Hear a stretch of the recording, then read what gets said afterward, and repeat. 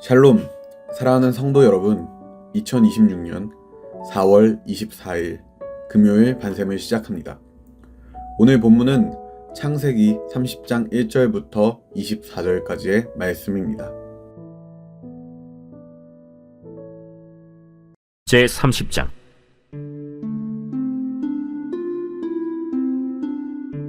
라헬이 자기가 야곱에게서 아들을 낳지 못함을 보고 그의 언니를 시기하여 야곱에게 이르되 내게 자식을 낳게 하라. 그렇지 아니하면 내가 죽겠노라. 야곱이 라헬에게 성을 내어 그대를 임신하지 못하게 하시는 이는 하나님이시니 내가 하나님을 대신하겠느냐? 내 여종 비라에게로 들어가라. 그가 아들을 낳아 내 무릎에 두리니 그러면 나도 그로 말미암아 자식을 얻겠노라. 하고 그의 시녀 빌하를 남편에게 아내로 주매 야곱이 그에게로 들어갔더니 빌하가 임신하여 야곱에게 아들을 낳은지라.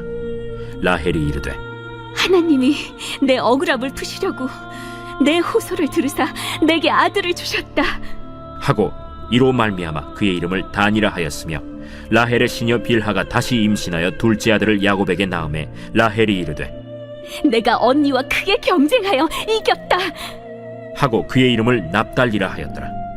레아가 자기의 출산이 멈춤을 보고 그의 시녀 실바를 데려다가 야곱에게 주어 아내로 삼게 하였더니 레아의 시녀 실바가 야곱에게서 아들을 낳음에 레아가 이르되 복되도다. 하고 그의 이름을 가시라 하였으며 레아의 시녀 실바가 둘째 아들을 야곱에게 낳음에 기쁘도다. 모든 딸들이 나를 기쁜 자라 하리로다. 하고 그의 이름을 아셀이라 하였더라. 밀 거둘 때 르우벤이 나가서 들에서 합 한 채를 얻어 그의 어머니 레아에게 드렸더니 라헬이 레아에게 이르되 언니의 아들의 합 한 채를 청구하노라. 내가 내 남편을 빼앗은 것이 작은 일이냐? 그런데 내가 내 아들의 합 한 채도 빼앗고자 하느냐? 그러면 언니의 아들의 합 한 채 대신에 오늘 밤에 내 남편이 언니와 동침하리라. 저물 때 야곱이 들에서 돌아오매 레아가 나와서 그를 영접하며 이르되 내게로 들어오라. 내가 내 아들의 합 한 채로 당신을 산노라. 그 밤에 야곱이 그와 동침하였더라. 하나님이 레아의 소원을 들으셨으므로 그가 임신하여 다섯째 아들을 야곱에게 낳은지라.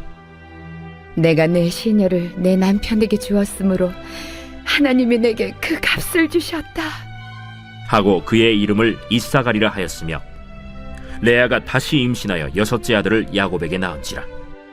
하나님이 내게 후한 선물을 주시도다.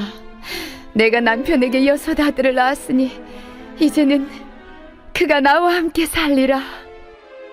하고 그의 이름을 스불론이라 하였으며 그 후에 그가 딸을 낳고 그의 이름을 디나라 하였더라.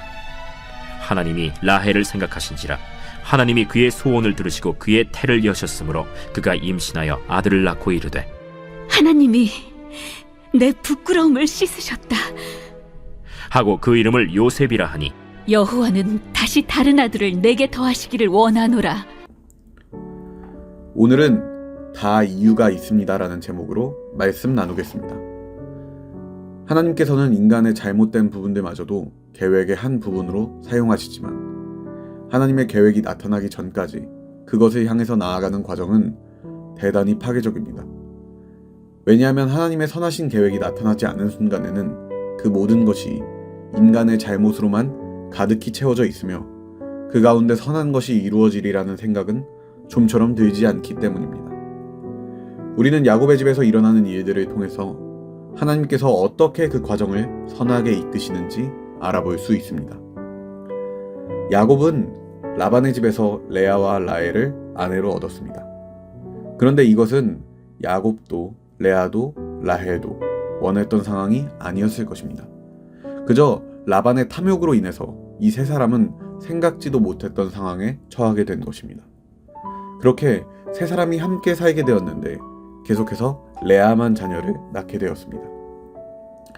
이는 태의 복을 허락하시는 하나님께서 레아에게만 지속적으로 복을 주신 것입니다. 창세기 29장 31절 말씀을 읽도록 하겠습니다. 여호와께서 레아가 사랑받지 못함을 보시고 그의 태를 여셨으나 라헬은 자녀가 없었더라. 우리의 아버지 되시는 하나님께서는 언제나 우리를 보시고 생각하십니다.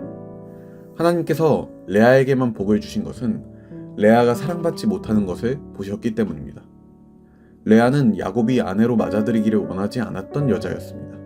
그렇기 때문에 야곱이 레아를 사랑하지 않는다는 것은 어쩌면 너무나도 자연스러운 상황이라고 보여집니다.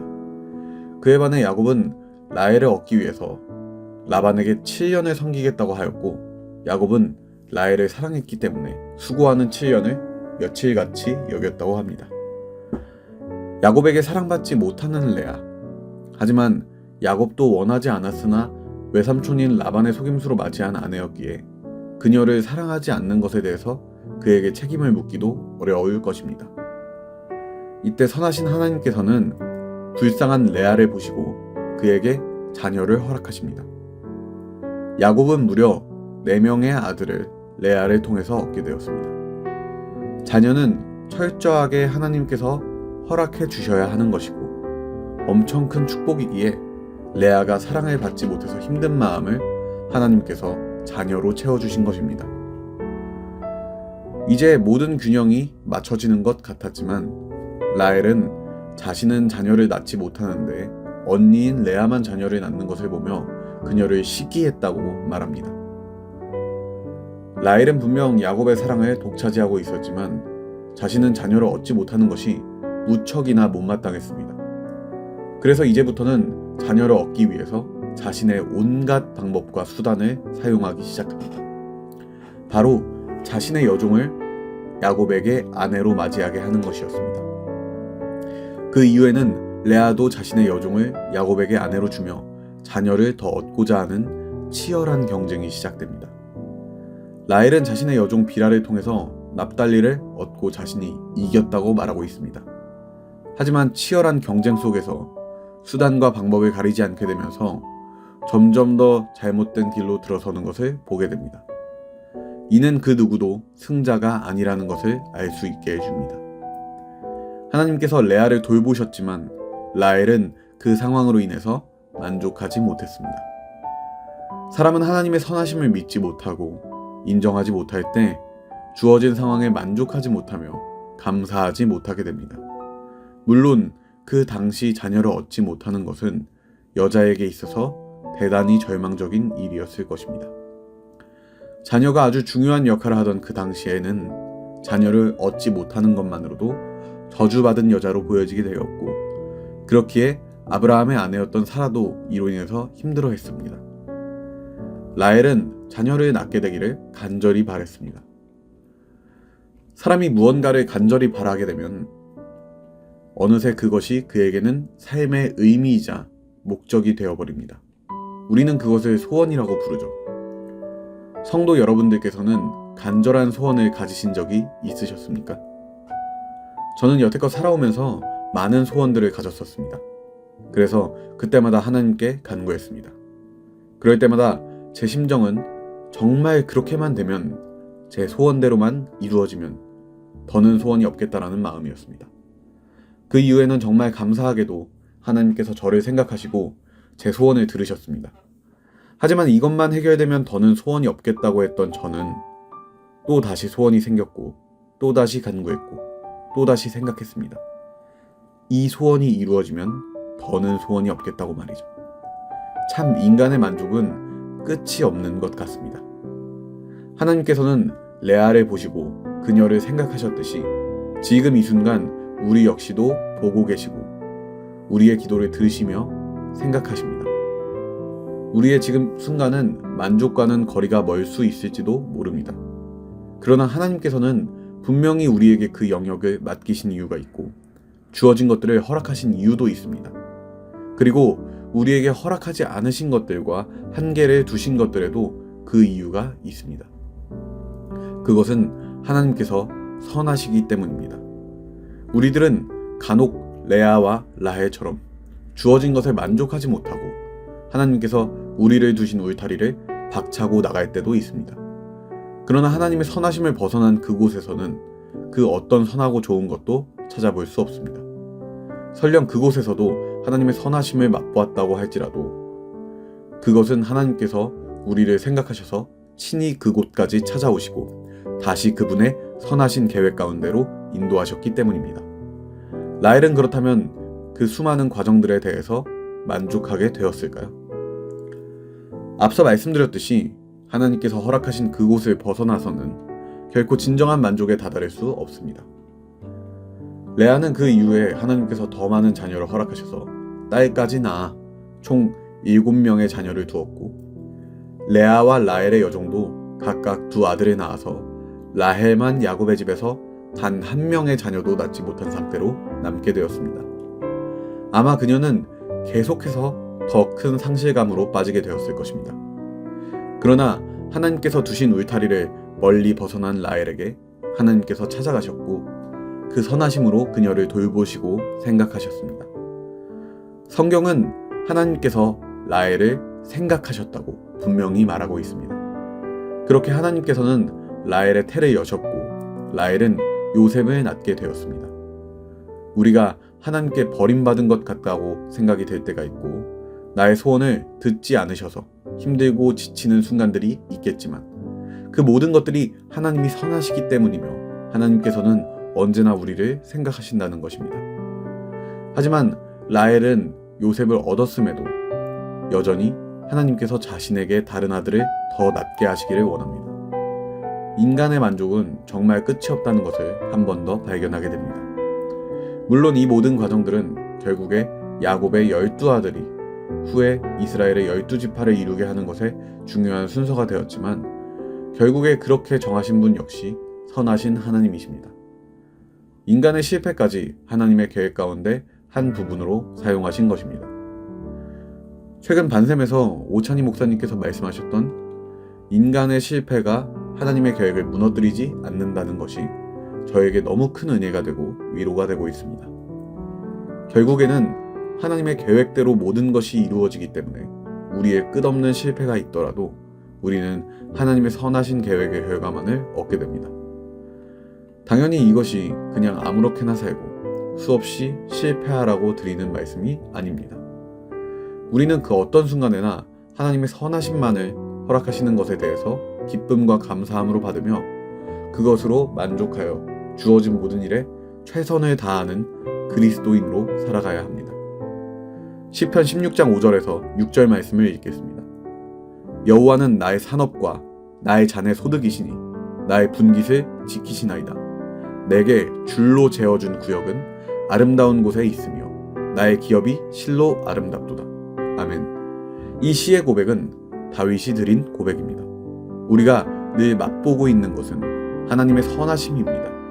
나에게 주신 것도 나에게 주시지 않은 것도 하나님께서 선하시기 때문이니 우리는 이로 인해서 기뻐할 것입니다. 이 시간 우리 함께 기도하겠습니다. 하나님, 우리에게 주신 모든 것들 또 우리에게 주신 한계까지도 하나님께서 선하시기 때문에 모든 것을 크신 지혜로 허락하셨다는 것을 오늘의 말씀을 통해서 깨닫게 되었습니다. 주님, 우리가 주님의 선하심을 믿지 못해서 또 다른 사람들에게 주셨으나 우리가 갖지 못했음을 보고서 허락하신 모든 것들에 감사하지 못하고 만족하지 못했던 것을 고백합니다. 이제는 주님께서 우리에게 주신 모든 것들과 주지 않으신 것들 그리고 그 이유되는 하나님의 선하심으로 인하여 우리가 감사하고 기뻐하기 원하오니 그것으로 인해 주님께 드리는 찬양과 예배가 멈추지 않게 해달라고 각자의 자리에서 함께 기도하며 나아가겠습니다.